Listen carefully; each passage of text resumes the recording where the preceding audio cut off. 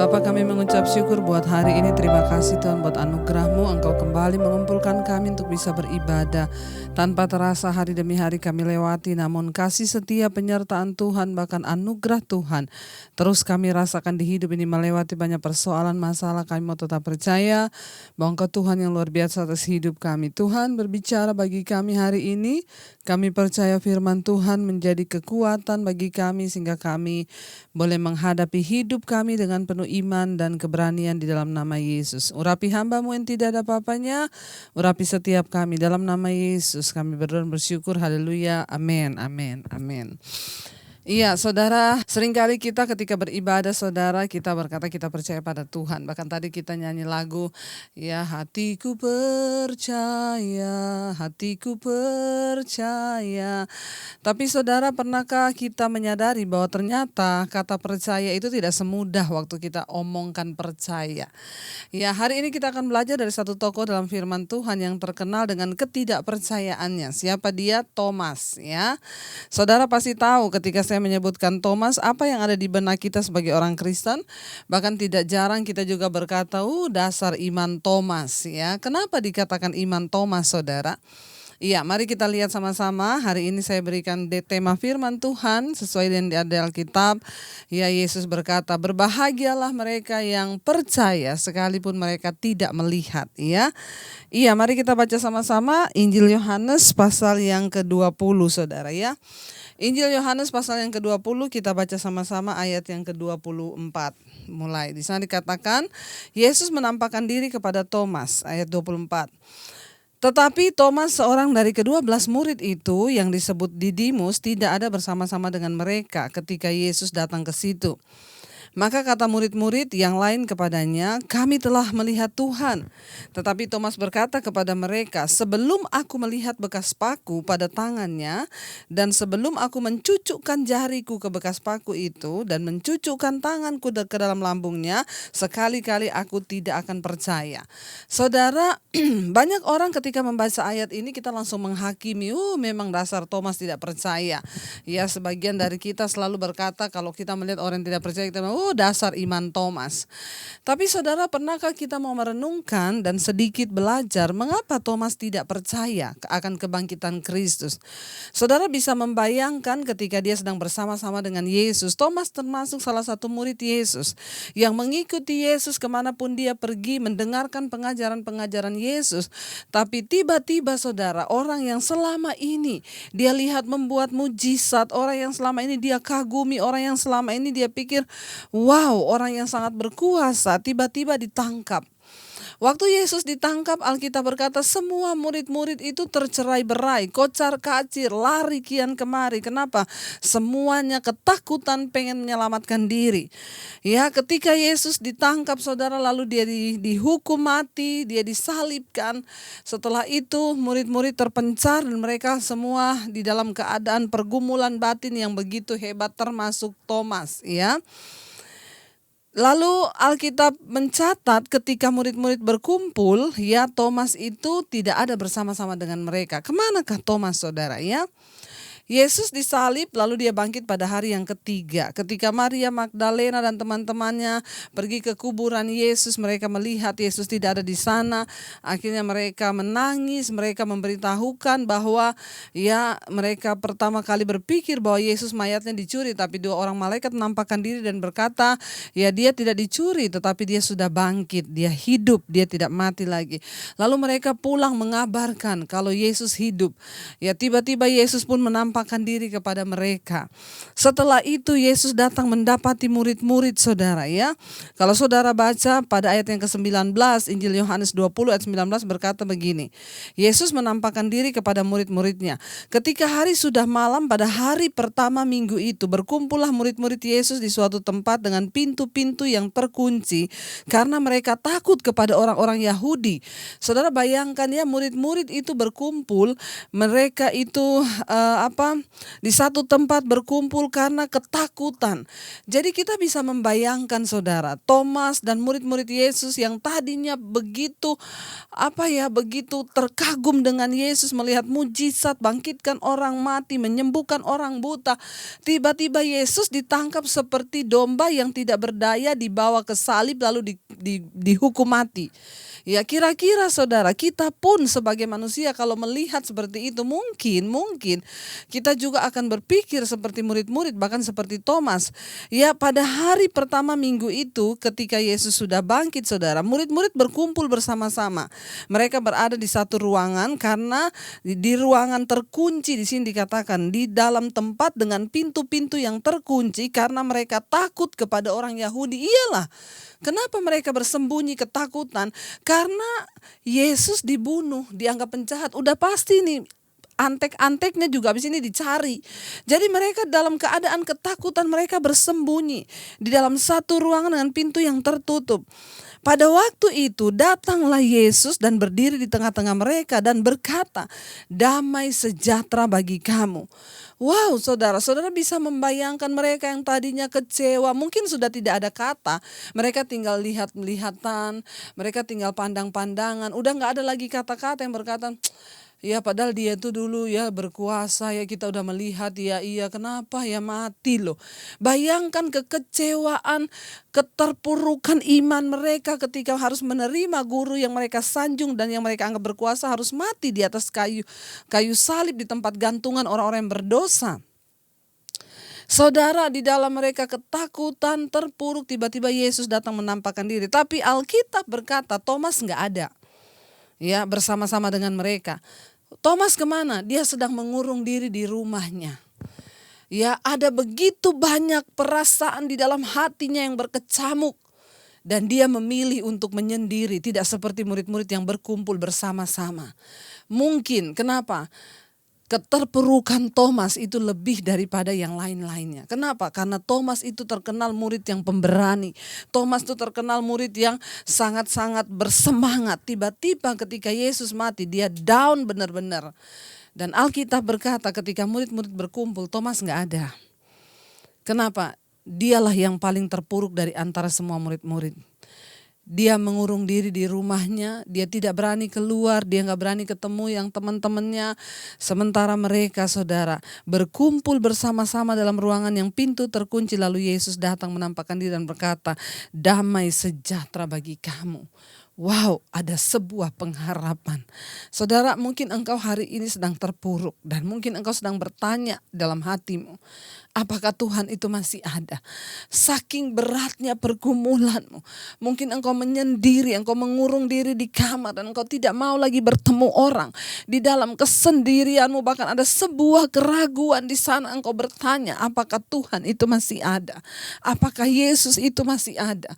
Saya bisa membayangkan perasaan murid-murid, mereka bersembunyi di satu ruangan. Saudara bisa membayangkan yang tadinya mereka itu dengan gagah perkasa mengikut kemanapun Yesus pergi. Kenapa? Melihat kuasa yang dahsyat yang Yesus lakukan. Tapi ketika Yesus mati, mereka terpuruk, mengurung diri, ketakutan, rasanya lenyap semua yang mereka punya selama ini. Kebanggaan mereka, berada di dekat Yesus itu sebuah rasa yang tak ternilai buat mereka.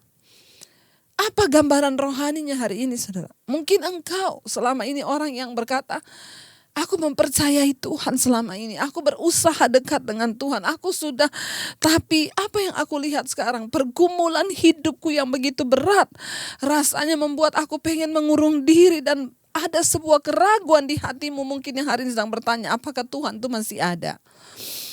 Ketika besok harinya Alkitab berkata, ketika Yesus sudah berbicara kepada murid-muridnya, saudara ya, ayat yang 24 berkata, tetapi Thomas seorang dari ke-12 murid itu yang disebut Didimus tidak bersama-sama dengan mereka ketika Yesus datang ke situ.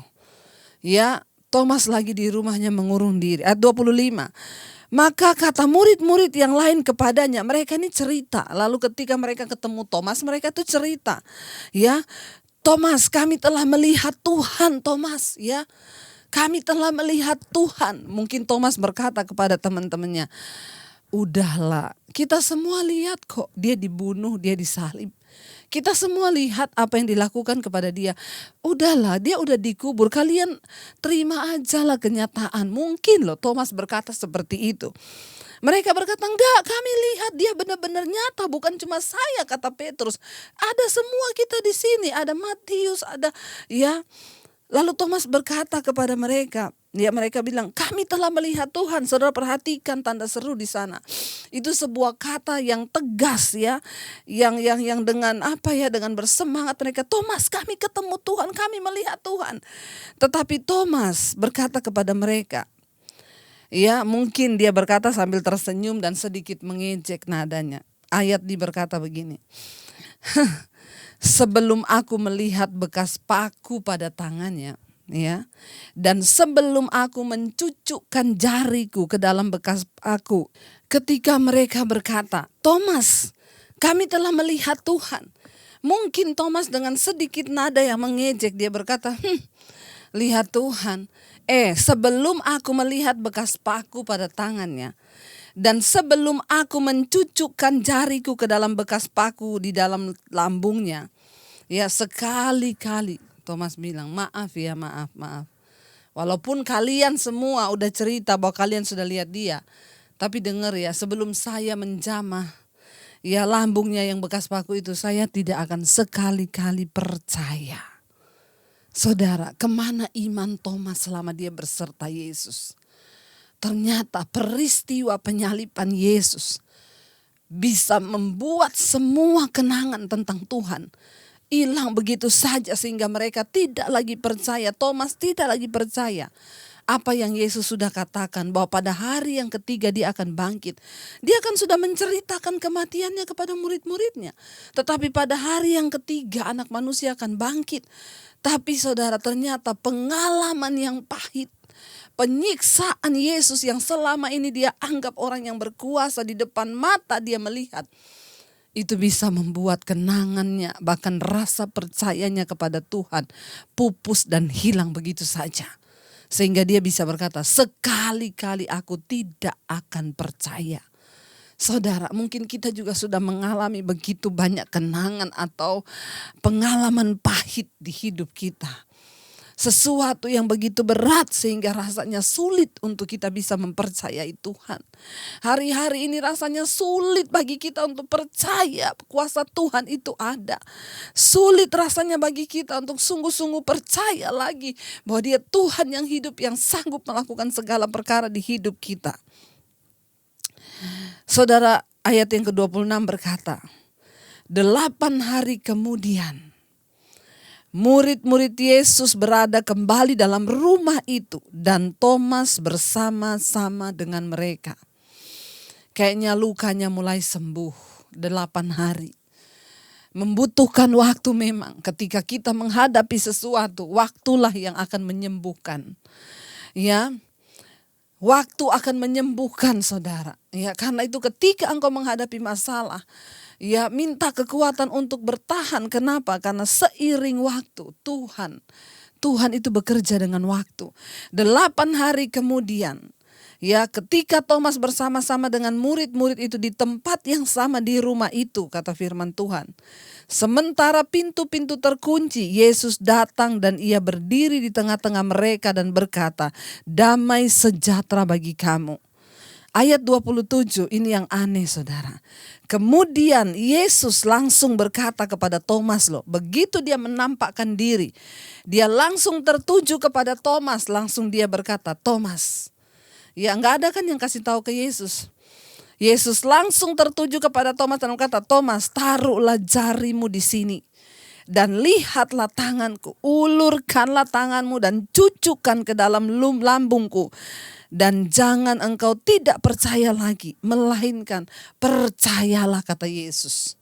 Thomas menjawab dia, ya Tuhanku dan Allahku.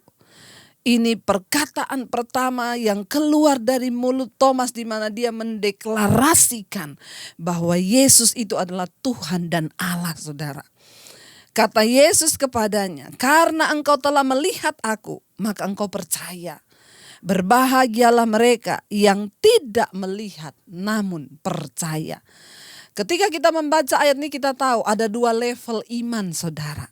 Yang pertama level iman orang yang percaya waktu dia melihat. Yang kedua level iman yang kedua, orang-orang yang akan berbahagia adalah siapa? Mereka yang percaya sekalipun mereka belum dan tidak melihat. Amin, saudara. Yesus berkata, "Ya, karena engkau telah melihat aku, maka engkau percaya."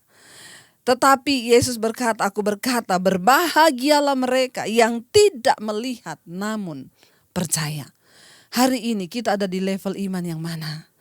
Yang percaya ketika kita melihat, atau kita percaya sekalipun kita tidak melihat? Kita tetap percaya. Dan kita mau tetap berkata, "Aku percaya Tuhan, sekalipun aku belum melihat jawaban doa, sekalipun suamiku belum dipulihkan, sekalipun anakku belum dipulihkan, sekalipun aku belum disembuhkan Tuhan, aku mau tetap percaya." Ini loh yang menyenangkan hati Tuhan. Dan Yesus berkata apa? Berbahagialah mereka yang percaya sekalipun mereka tidak melihat. Saudara, adakah hari ini engkau belum disembuhkan? Hanya satu kebahagiaan bagimu hari ini ketika apa? Engkau mau tetap berkata, "Aku percaya Tuhan, sekalipun aku belum sembuh." Mungkin engkau sedang ada dalam masalah keuangan. Engkau berkata, "Aku mau percaya Tuhan, sekalipun aku belum dipulihkan keuanganku." Firman Tuhan berkata, engkaulah orang yang berbahagia. Engkau naik di level yang lebih tinggi. Ya, Thomas ketika itu level imannya masih di bawah. Ya, dia adalah seorang yang sangat terpukul dengan peristiwa penyaliban Yesus sehingga dia membuat imannya terkocak.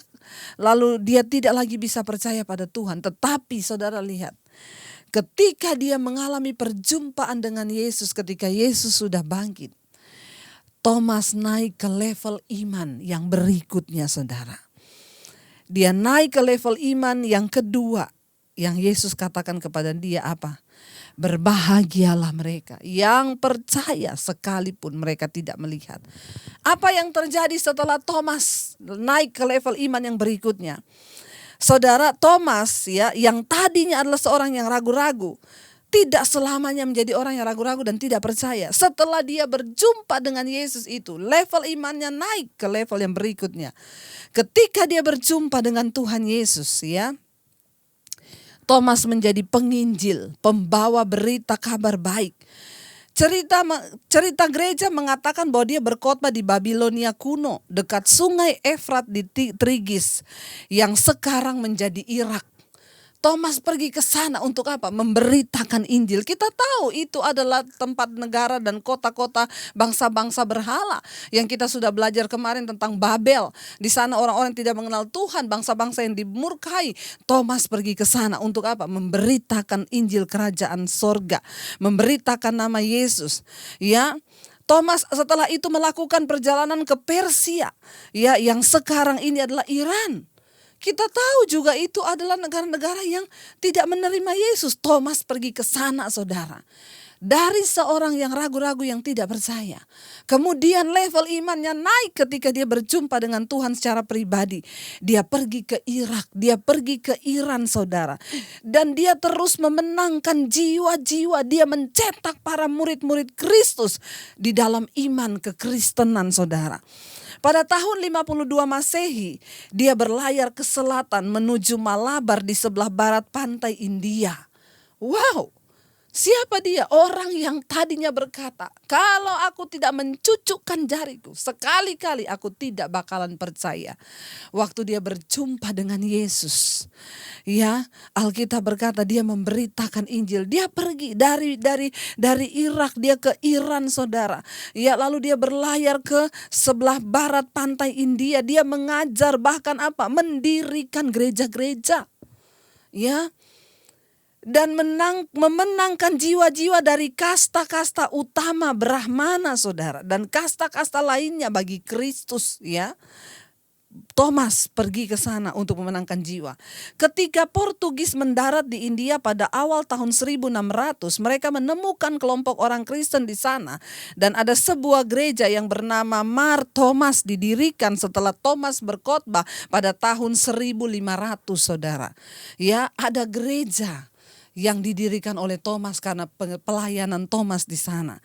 Ya, akhirnya Thomas mengadakan perjalanan ke sebelah timur pantai India.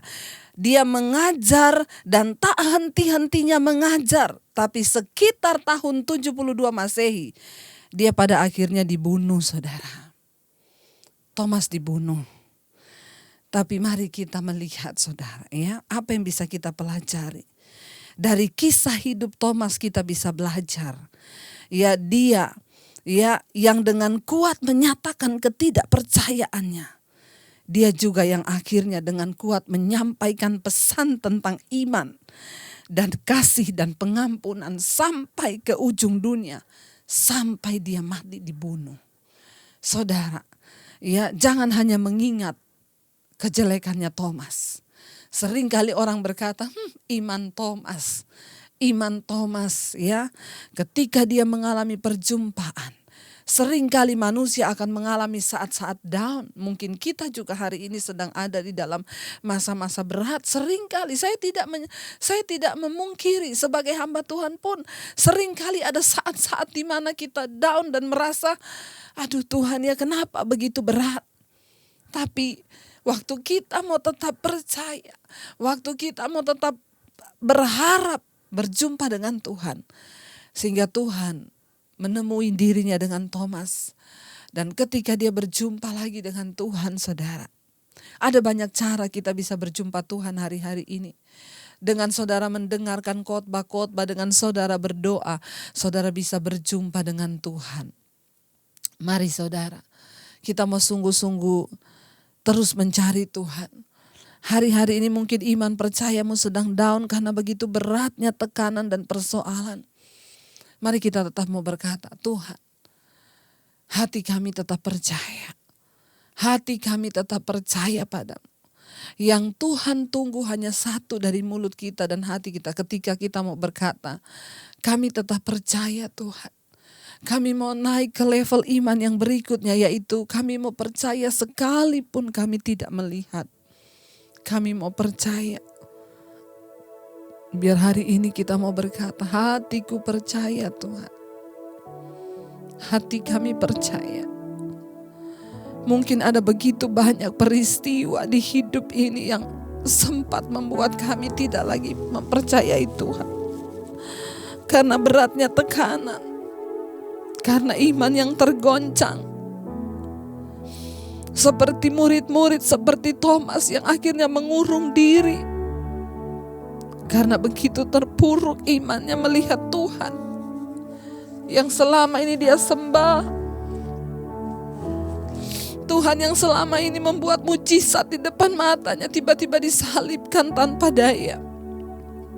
Membuat Thomas terpukul. Jiwanya remuk.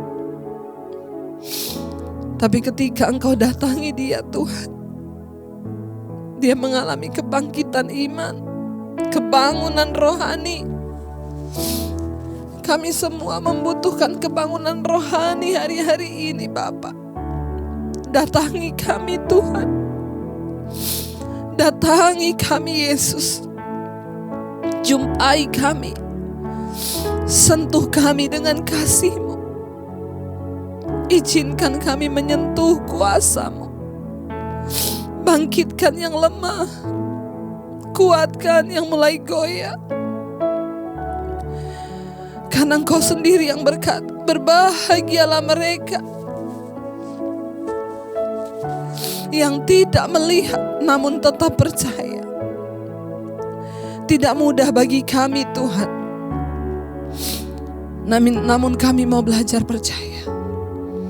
Bagian kami hanyalah tetap percaya. Mari angkat tanganmu saudara pada Tuhan. Katakan, hatiku percaya.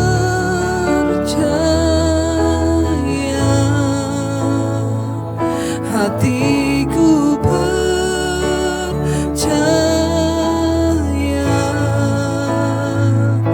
hatiku percaya,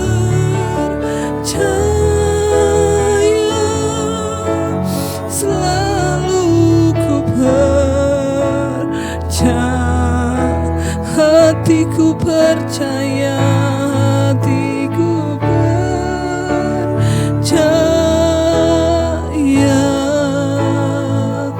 hatiku percaya,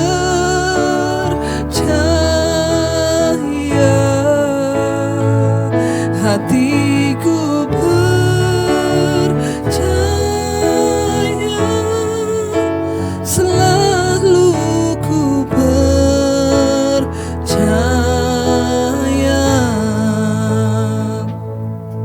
Tuhan, Engkau melihat mereka yang mungkin hari-hari ini sedang tergoncang imannya. Entah karena keadaan, entah karena sakit penyakit. Engkau tahu batas kekuatan kami. Datangi kami secara pribadi Tuhan. Sentuh kami dengan kasih-Mu. Kami mau kembali percaya bahwa Engkau Tuhan yang sanggup. Tuhan, sekalipun kami tidak melihat kesembuhan, sekalipun kami tidak melihat berkat-berkat-Mu, kami mau tetap berkata, kami mempercayai Engkau. Bahkan sekalipun kematian menjemput, kami mau tetap bilang, kami percaya pada Tuhan. Biar kami belajar seperti Thomas. Dia pergi memberitakan Injil dari seorang yang dengan gagah berani berkata, aku sekali-kali tidak percaya. Tapi dia mengalami kebangunan rohani karena perjumpaan dengan Engkau Tuhan. Lalu dia dengan berani pergi memberitakan Injil kerajaan-Mu. Pakai kami Tuhan, pakai hidup kami untuk berdampak bagi kerajaan-Mu. Bahkan sampai di ujung kematian, Thomas tidak mundur selangkah pun. Karena dia percaya ada mahkota kehidupan yang sudah menantinya di sana. Kami tidak ingin kalah dengan persoalan hidup kami Tuhan. Kami ingin menang, kami ingin keluar sebagai pemenang. Hamba berdoa buat setiap mereka yang mendengarkan firman ini. Tuhan, kuatkan lutut yang goyah. Tuhan, tegakkan kembali mereka yang sudah mulai lemah. Biar kami semua mau berdiri dan berkata, kami mau percaya sekalipun kami tidak melihat. Itulah yang menyenangkan Tuhan. Dan itulah yang akan membuat hidup kami berbahagia. Terima kasih Bapa. Terima kasih Tuhan. Terima kasih buat segala kebaikan dan kebaikan Tuhan dalam hidup kami. Terima kasih Bapa. Engkau menjadi jawaban di dalam hidup kami Tuhan. Berkati setiap mereka yang sakit, Engkau sembuhkan, yang berbeban berat. Bahkan apapun yang sedang kami lewati hari-hari ini, kami tetap mau berkata, kami percaya pada Tuhan. Kami sembuh atau tidak sembuh, kami percaya. Kami diberkati atau tidak diberkati, kami mau percaya. Karena Engkau adalah jaminan kekekalan kami. Sama seperti Thomas pada akhirnya mati dibunuh karena Injil-Mu. Tapi dia mengalami kemenangan iman bersama-sama dengan Engkau. Terima kasih buat segala hal yang terjadi di hidup kami yang Tuhan izinkan. Kami percaya kami kuat karena Tuhan beserta kami. Terima kasih Tuhan. Terima kasih Tuhan Yesus. Mari buka hati dan tangan-Mu untuk menerima berkat Tuhan. Diberkatilah Engkau dalam kehidupanmu, diberkati rumah tanggamu, diberkati pekerjaanmu, diberkati kesehatanmu, diberkati keuanganmu, diberkati keluar masukmu. Bahkan Tuhan menjadikan hidupmu tanda bagi kemuliaan-Nya. Terimalah kiranya berkat dari Allah Bapa, cinta kasih Tuhan Yesus Kristus, penyertaan manis Allah Roh Kudus akan menyertai hidupmu dari hari ini. Bahkan sampai kali yang kedua Tuhan Yesus akan menjemput kita semua, namamu tercatat di dalam kitab kehidupan. Dalam nama Yesus yang percaya diberkati Tuhan, katakan bersama. Amin, amin. Tuhan Yesus memberkati. Ingat, berbahagialah mereka yang percaya sekalipun tidak melihat. Tuhan Yesus memberkati. Jika Anda diberkati dengan channel saya, jangan lupa tekan tombol subscribe.